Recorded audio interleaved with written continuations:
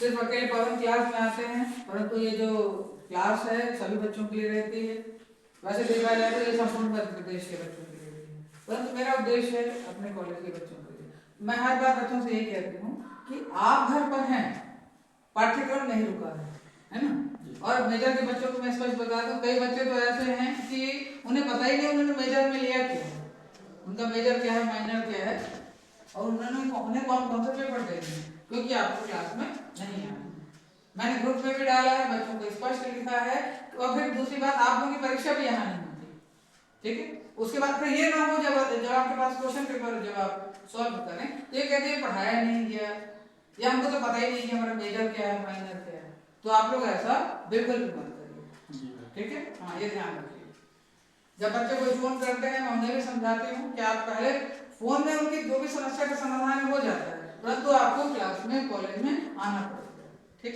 इसलिए आप पूरा ये सिलेबस लेकर आपको दिखा रही हैं। पवन, आपको तो मैंने बताया ये ऐसा पहली बार हो रहा है इस सत्र में, बीए फर्स्ट ईयर में, कि एनईपी 2020 में, जैसा अभी मैंने आपको उसमें वीडियो में बताया था कि एक संशोधन हुआ है 14/1/14/2, जो अपने सिर्फ पीजी के लिए, तो इसके अपने बीए स्टैंडर्ड के लिए, और अपने तो सिर्फ बीए है, पीजी तो है नहीं। तो 14/1 की अपन यदि बात करें तो उसके अंतर्गत आपको ये करना है कि बीए प्रथम वर्ष में आपके मेजर में 3 पेपर हैं, ठीक है। Major 1, core 1, core 2, core 3। तो मेजर 1 राष्ट्रीय सिद्धांत, दूसरा है भारत का राष्ट्रीय आंदोलन, और तीसरा भारतीय संविधान। Core 1, core 2, core 3। कोर 2 का मतलब है सेकंड पेपर, मेजर सेकंड। क्या नाम है उसका? भारतीय राष्ट्रीय आंदोलन, है ना। उसके अंतर्गत आज अपन पढ़ेंगे यूनिट 3, ठीक है। यूनिट 3 के अंतर्गत ये है राष्ट्रनिष्ठ समूह।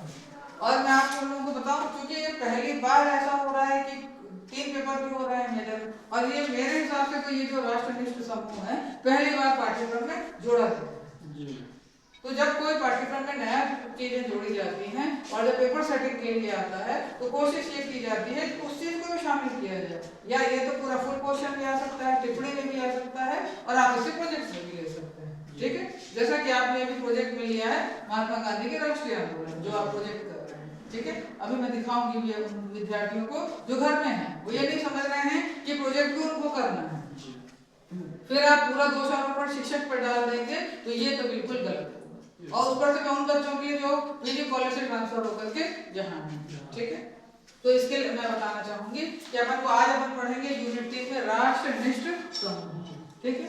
सिलेबस मेरे हाथ में है, ग्रुप में मैंने बहुत पहले डाल दिया था, परंतु मैं एकदम स्पष्ट करने के लिए कि आप लोग माइंड सेट कर लीजिए कि आपके घर पे रहने से न पाठ्यक्रम रुकता है न कक्षाएं रुकती हैं। और देखिए हम पहुंच गए यूनिट 3। ये यदि अपन बुक के हिसाब से देखें तो अध्याय 5 में आ रहा है राष्ट्रनिष्ठ समूह, ठीक। हाँ, अब अपन को पढ़ना है क्या है, ठीक।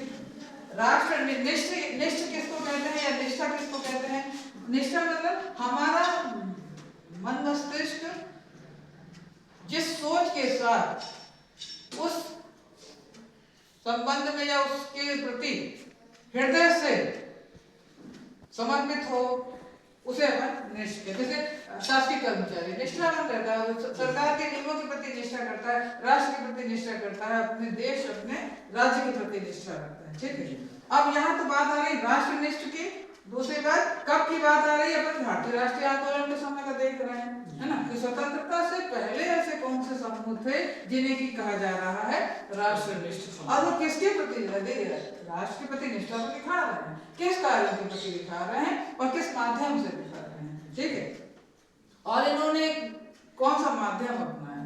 ये मतलब ये इन्होंने अहिंसक रास्ता भी, मतलब यदि इन्होंने देखा कि यदि हमें स्वतंत्रता प्राप्ति के लिए, क्योंकि अपन बात कर रहे हैं भारतीय राष्ट्रीय आंदोलन, तो यदि हमको इसके माध्यम से, जैसे अपन ने देखा था 74 कांड के बाद कि महात्मा गांधी ने वो आंदोलन स्थगित कर दिया, भारत छोड़ो आंदोलन। मतलब उनके कितने जैसे ऐसे युवा थे जो कि बिल्कुल बलवती उनकी भावना थी, राष्ट्रीय चेतना कूट कूट कर उन पर भरे हुए थे, परंतु बीच में वो आंदोलन रोक दिया गया, ठीक है। तो ये जो राष्ट्रनिष्ठ समूह है ये इस माध्यम को अपना करके उसने अपना काम करना चाहा। तो राष्ट्रनिष्ठ समूह ऐसा जिसने युवाओं को प्रेरणा दी, है ना, युवाओं का वो प्रेरक था। राष्ट्रीय चेतना का जागरण अपन ने अभी उसी दिन देखा था, ये अपन ने दयानंद सरस्वती जिस अपन 11-12 से जो पढ़ रहे थे उसका, हाँ वो अपन ने देखा था। ठीक है, फिर आया स्वतंत्रता प्राप्ति के लिए ये जो समूह है ये दृढ़ निश्चय है ना, अपनी जो पूरा उसकी समर्पण की भावना है वो राष्ट्र के प्रति है कि हमारा जो देश है स्वतंत्र हो जाए। भले उनके जो भी संस्थाएं हैं वो अलग अलग तरीके से काम कर रही थी। अपन को ये देख रहे हैं कि जो राष्ट्र तो है, समूह वो कौन कौन से हैं जो अपने इस उद्देश्य के लिए कर रहे थे। अब इसमें यदि देखें तो यदि ये तो युवा, आपने यहाँ देखा कि ये युवाओं की प्रेरणा है। ठीक, अब यहाँ अपन देखते हैं कौन कौन से इसमें मेन युवाओं को यदि अपन देखें तो शहीद हो गए भगत सिंह, चंद्रशेखर आजाद और सुभाष चंद्र बोस। आप ऐसा क्लास में पढ़िए यदि आपको इंटरेस्ट भी आएगा पढ़ते समय, और यदि जिन बच्चों के पास किताबें नहीं आ रही हैं या मतलब नए पाठ्यक्रम होने के कारण यदि पाठ्यक्रम में किताबें अपन को शामिल नहीं हो पा रही, पर नहीं मिल पा रही, तो आप क्लास में भी ऐसा पढ़िए और क्लास में ऐसा लीजिए नोट्स कि आप इस पर लिख सकें। ठीक है, और सूर्य से पढ़ना अच्छी बात नहीं है। क्या सूर्य जो भी आप सीरीज पढ़ लेते हैं 2020 क्वेश्चन, ये सब अच्छी बात नहीं है, क्योंकि एक शिक्षक प्रयास करता है आपको कई चीजों को पढ़ करके हमने ये प्रयास किया होगा कि हम आपको पाठ्यक्रम में ये पढ़ा सकें।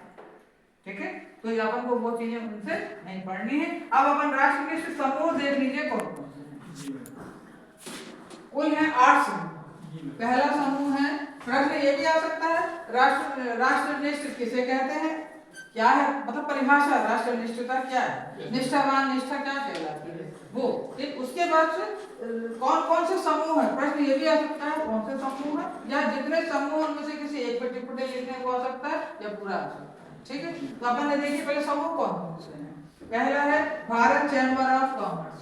आप लोग सत्ता में कॉमर्स वाला आप देखते होंगे चैम्बर बना हुआ है ना, मगर अपन ये बात ध्यान रखिएगा, अपन बात कर रहे हैं भारत चैम्बर ऑफ कॉमर्स की, भारतीय राष्ट्रीय आंदोलन के समय से बात कर रहे हैं। ठीक है, फिर एक बात हो रही है अभिनव भारत। ठीक है, फिर है गदर पार्टी, हिंदुस्तान रिपब्लिकन एसोसिएशन, राष्ट्रीय स्वयंसेवक संघ फिक्की, और ये है हिंदुस्तान सोशल रिपब्लिकन पार्टी, और है आजाद हिंद फौज। और आजाद हिंद फौज को यदि अपन कोरिलेट करें तो अभी अपन देखा सुभाष चंद्र बोस का नाम आ गया, और अभी अपन ने सुभाष चंद्र बोस का अपन ने यहाँ राष्ट्रीय आंदोलन में भी देखा था कि तुम मुझे खून दो मैं तुम्हें आजादी दूंगा। उन्होंने बापू उन्होंने फादर ऑफ राष्ट्रपिता किस संबंध में संबोधित किया था, कहाँ से संबोधित किया था, क्यों संबोधित किया था, ये भी एक अपन उस समय पढ़ा। तो यदि अपन एक चीज को यदि अपन पढ़ लें और उसे अपन को अब ये चीज है इसको कहेंगे ट्रांसफर ऑफ नॉलेज। बाकी चीजें तो अपन के पास थी, परंतु ये चीज जो है आजाद हिंद फौज कहाँ पे अपन को जोड़ दिया गया, ये जोड़ दिया गया राष्ट्रनिष्ठ समूह। तो अपन उसी नॉलेज को यहाँ अपन ये समझ सकते हैं कि अपन को इसमें एक चीज अपन का बाकी सब पढ़ा हुआ है, परंतु ये जो नया आया राष्ट्रनिष्ठ समूह, उसमें आ गया आजाद हिंद फौज। तो अपन को नया कुछ नहीं करना, परंतु उसमें एक टॉपिक में आके ठीक। अब इतना तो आपका ये बैकग्राउंड पे हो गया। अब अपन पढ़ेंगे बारी बारी से ये राष्ट्रनिष्ठ समूह कौन कौन से हैं। तो अपन पहला समूह पढ़ेंगे विद चैम्बर, ये आपका भारत चैम्बर ऑफ, ठीक है, इस पे हम पढ़ते हैं।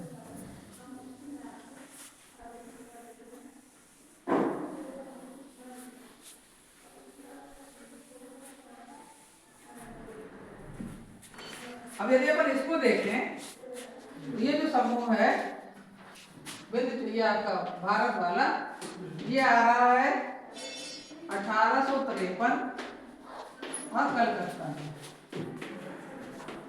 ठीक, अब यहीं से आपका जब से अपन पढ़ाई शुरू कर रहे हैं अभी पूरे ऑब्जेक्टिव आपके बनना यहाँ से शुरू हो गए, है ना। अपन ने अभी देखा भारत चैम्बर ऑफ कॉमर्स कहाँ कब बना, 1853 कहाँ बना, कलकत्ता में, और उद्देश्य उनका बिल्कुल यही है ना। अब स्वतंत्रता तो दिलाना है क्योंकि राष्ट्रीय आंदोलन के समय की अपन बात कर रहे हैं, परंतु उन्होंने मुद्दा क्या रख लिया, आर्थिक, क्योंकि बात हो रही है कॉमर्स की, कॉमर्स का चैम्बर है वो, है ना। तो वो आर्थिक मुद्दे के आधार पर, ठीक है, उसने उठाए आर्थिक मुद्दे, ठीक है। आर्थिक मुद्दे में वो क्या दे देगा,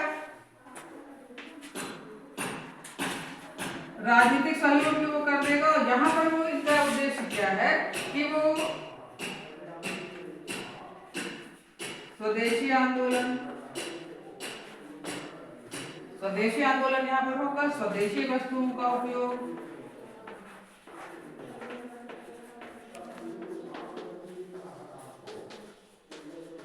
ठीक, और शासन पर ये दबाव डालना। किस समय का शासन की अपन बात कर रहे हैं? उपनिवेशिक शासन है, जो कि ये ब्रिटिश शासन है। ठीक है, ठीक है, ये ब्रिटिश शासन है। तो ब्रिटिश शासन पर अपनी इन गतिविधियों के माध्यम से दबाव डालना। दबाव क्या डालना? कि आप हमारे हित में काम करिए, हमारा शोषण मत करिए, है ना। हमारा कच्चा माल आप अपना विदेशों में न ले जाएं। हमारे कच्चे माल की ये जो खपत है, उत्पादन है, यहाँ पर कहाँ होना चाहिए? भारत में ही होना चाहिए। ठीक। अब आप एक चीज ये समझिए कि आपके कोर्स में है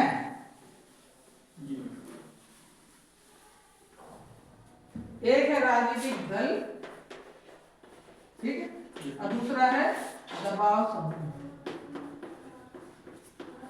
ठीक, तो इसने क्या किया? ये जो अपन ने अभी देखा, जो इतने समूह जो अपन ने देखे, 8 समूह का नाम अपन ने देखा, तो इन्होंने उस समय राष्ट्रीय आंदोलन के समय इस संस्था ने भारतीय स्वतंत्रता दिलाने में ब्रिटिश शासन पर दबाव डाला। मतलब एक दबाव समूह क्या होता है?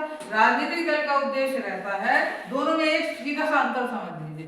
राजनीतिक दल का उद्देश्य होता है एम केन प्रकारेण सत्ता प्राप्त करना या सत्ता में बने रहना। उद्देश्य सत्ता प्राप्त करना, बने रहना, ठीक है। और राजनीतिक, इसका दबाव समूह का क्या उद्देश्य है? दबाव, जैसा इसके नाम से स्पष्ट है, दबाव डालने वाला समूह। और कब? जब इसका हित प्रभावित होता है। ठीक, इनका जब हित प्रभावित होता है तो ये पर्दे के सामने आ जाते हैं, और जैसे हित इनका हित सध जाता है, स्वार्थ सध जाता है, तो ये पर्दे के बाहर चले जाते हैं। परंतु क्योंकि अपन राष्ट्रीय आंदोलन के समय की बात कर रहे हैं, और ये जितने अपन आंदोलन देखे थे समूह, ये इनका उद्देश्य रहता है कि आर्थिक पक्ष को देखते हुए उनका तब यहाँ था कि हमको भारत को स्वतंत्र कराना है। तो उस समय इन्होंने एक दबाव समूह का भी कार्य किया है, और अपन ने दबाव समूह में क्या देखा? राष्ट्रीय चेतना का जागरण इन्होंने किया, और भगत सिंह, चंद्रशेखर आजाद, सुभाष चंद्र बोस, इन लोगों की जो संस्थाएं थी, इन्होंने ब्रिटिश शासन पर और औपनिवेशिक शासन को समाप्त करने के लिए उन्होंने शासन पर दबाव डाला है। और भारतवासियों के हितार्थ नीतियां बनाने में, दबाव डाल करके नीतियां बनाने में भारत के हित में कोशिश करें कि हो जाए, ताकि शोषण ना हो।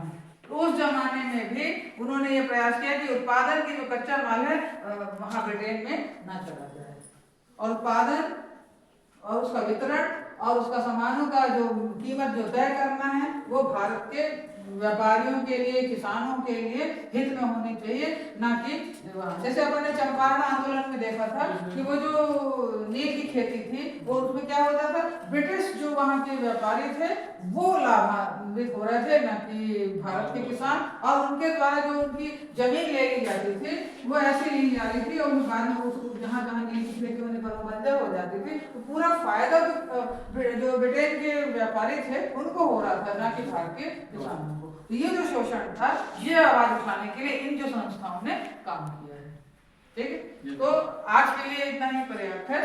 अब अपन कल देखेंगे इसका आगे वाला अभिनव भारत वाला और गदर पार्टी। अब आप कल पढ़ कर आइए, ठीक है। गदर पार्टी में पढ़ के आपको अच्छा लगेगा कि उसके माध्यम से कई प्रश्न सामने आ रहे हैं, वो आपके ऑब्जेक्टिव के भी काम आएंगे। और इधर आपका, और आप अपना प्रोजेक्ट दिखाइए। मैं मेजर के बच्चों का नाम ले रही हूँ ताकि बच्चे ये ना समझे। मेजर में है अंशिका रजक, पवन अहिरवार, सत्यम जायसवाल और युवराज, 4 है मेजर, ठीक है। और माइनर में तो ये वाले बच्चे पढ़ेंगे, पर आप लोग जो मेजर माइनर, आपके जो मेजर के 3 हैं, उसमें देखिए मैं आपको बता रही हूँ 4 बच्चों के लिए कि देखिए पवन का प्रोजेक्ट तैयार है। राष्ट्रीय आंदोलन इन्होंने लिया है, महात्मा गांधी के राष्ट्रीय आंदोलन में अहम भूमिका। ये जो है बच्चे ये ना सोचे कि घर पे बैठे तो आपको प्रोजेक्ट नहीं करना पड़ेगा, कि क्वेश्चन पेपर नहीं देने पड़ेंगे, कि सीसी नहीं देना पड़ेगा, ये नहीं चलेगा। ठीक है। और कई बार बच्चे फोन कर रहे हैं कि 3 बजे आ रहे हैं, 4 बजे आ रहे हैं। ये चीज आप कक्षा के समय आइए, पढ़ाई भी करिए, अपनी सीसी जमा करिए और प्रश्न लीजिए। मैं अपने विषय में ये बिल्कुल नहीं चाहूंगी कि मेरे को ये सुनने को मिले, और अन्य विषय के लिए भी कह रही हूँ, विद्यार्थियों को यदि किसी तरह की दिक्कत है बराबर क्लास में आए, अपनी समस्याओं को बताएं और समस्याओं का समाधान। जैसे कल एक बच्चे ने कह दिया कि सर तो फोन नहीं उठा रहे, जबकि उसने फोन किया ही नहीं। मैंने उन सर से तुरंत कहा, तो बोले मैडम उन्होंने फोन नहीं किया, तो आप गलत जानकारी दे देते हैं। तुरंत मैंने सर को बुलाया तो उन्होंने अपना फोन दिखाया, बोले मैडम फोन नहीं किया इसने, मगर ग्रुप में ऐसे डाल रहा है कि मैंने फोन का रिस्पॉन्स नहीं किया। हम लोगों का काम है यहाँ पर ऐसे ये आना, पढ़ाना, देखना, और पढ़ाने के बाद से जो कॉलेज के काम आते हैं वो भी देखना, है ना। तो इसलिए आप लोग थोड़ा सा बड़ी गंभीरता से अपनी क्लास को लीजिए, और इतनी अच्छी तरह से शिक्षकों द्वारा प्रयास किया जाता है पढ़ाने का, तो आप उसका भी आपको लेना चाहिए ताकि आप अच्छे से अच्छा प्रोजेक्ट कर सकें। ठीक है। प्रोजेक्ट के लिए बाहर से सारे लोग आएंगे, सर या मैडम को बुलाया जाएगा, तो फिर यदि आप लोग अच्छा नहीं लिखेंगे तो कभी तो हमारी मानी जाएगी ना। इस तरह ऐसा मत करिएगा। ठीक है। तो आज के लिए इतना ही पर्याप्त है। ठीक है।